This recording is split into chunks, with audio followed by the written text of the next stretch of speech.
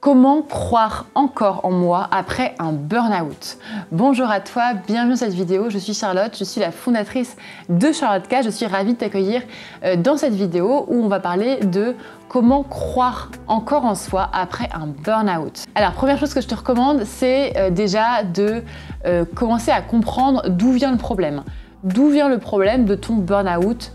Où est le point d'entrée? Quel était l'élément déclencheur? Déjà de comprendre voilà, d'où est-ce que ça démarre. Donc c'est la première chose, d'où est-ce que ça démarre précisément.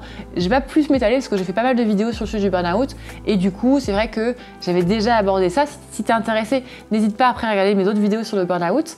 Donc déjà comprendre d'où vient le problème et ensuite deuxième chose, dissocier en fait le problème, c'est-à-dire l'événement qui est le burn-out et ta personne. C'est pas parce que tu as fait un burn-out que tu es pas capable, que tu es fragile, que tu ne mérites pas ou que tu n'es pas stable ou peu importe. Mais dissocie vraiment les deux entre l'événement qui s'est produit et ta personne. C'est parce que tu vis un burn-out que tu es moins capable qu'une autre infirmière par exemple qui là va très bien entre guillemets. Donc c'est vraiment de dissocier les deux parce que sinon tu vas te dire ouais mince en fait j'ai fait un burn-out, je suis moins bien et là toute la confiance en toi va dégringoler.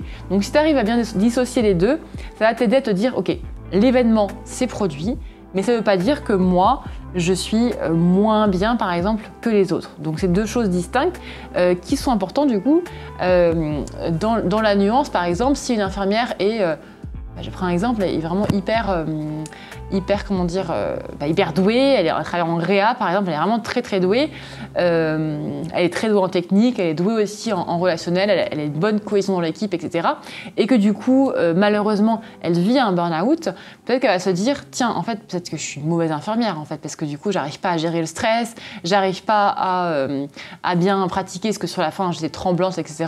Donc en fait, elle va associer les deux, l'événement burn-out avec sa personne, et du coup, elle va se dire, je suis peut-être pas une bonne infirmière finalement.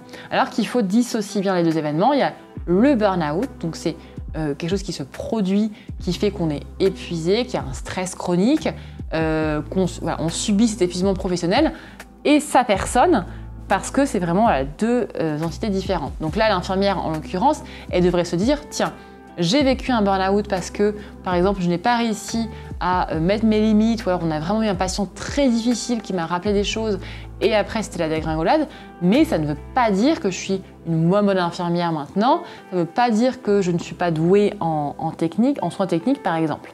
Donc voilà, j'espère que tu comprends un petit peu là où je veux en venir, de vraiment dissocier les deux choses pour ne pas te dire faire un burn-out, ça veut dire que du coup je suis moins bien. Ensuite, deuxième chose, si tu vis un burn-out et que du coup tu crois moins en toi, que tu perds un peu confiance en toi, fais-toi évidemment accompagner par un ou une psychologue.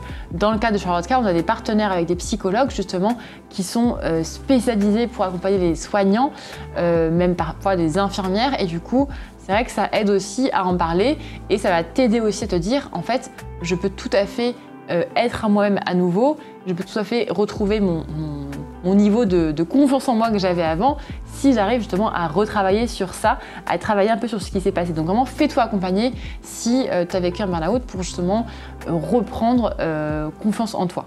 Autre point qui est important, c'est de prendre soin de toi, de ton corps et de ton esprit.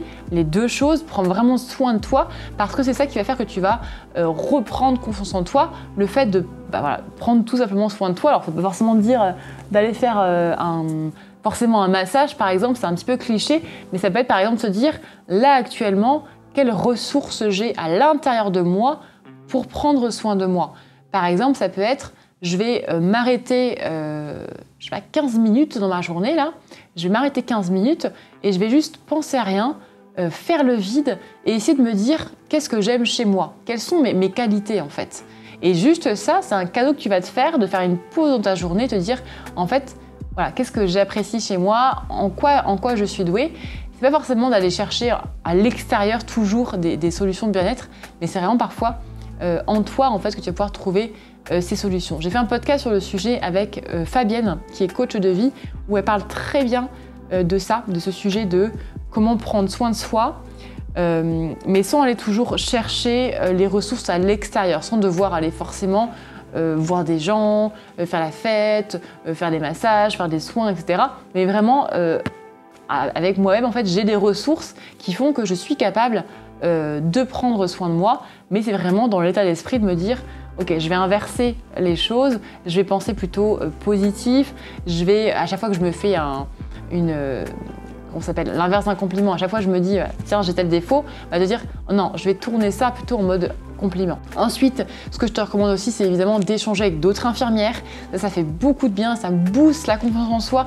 D'échanger avec des infirmières qui ont fait des burn-out, ça fait beaucoup de bien. Dans le groupe Facebook, tu vas en retrouver des infirmières qui l'ont vécu et qui témoignent. On le fait beaucoup lors de l'accompagnement Charlotte K. On fait beaucoup ça dans les rayons collectifs où elles échangent entre elles et ça fait beaucoup de bien. Et là, tu vas voir, tu vas dire, en fait, on est plein à le vivre. Bon, c'est un peu badant au début, mais après, tu te dis, on est plein à le vivre, mais c'est normal, en fait, c'est ok, c'est pas moi qui suis moins bien. Voilà, et donc du coup, tu vas grimper un peu dans ton échelle de confiance en soi en échangeant du coup avec d'autres IDE. Et dernier point important, je pense que confiance en soi, il faut toujours le lier au mot action.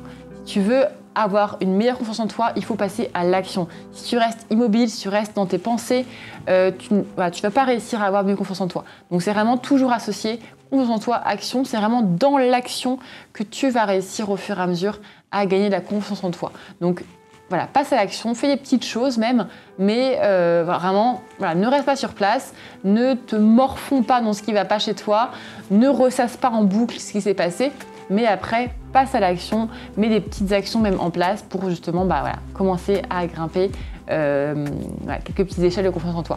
Fais un petit point sur là actuellement, sur une échelle de 0 à 10, à combien je suis sur la confiance en moi.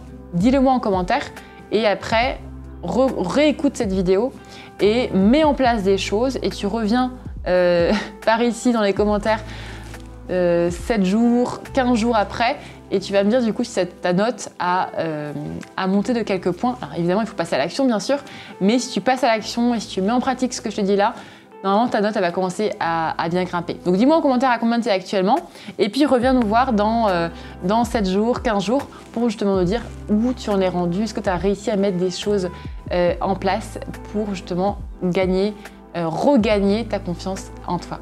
J'espère que la vidéo t'aura plu. Abonne-toi aussi avant de partir pour recevoir la notification des prochaines vidéos et puis je te dis à très vite.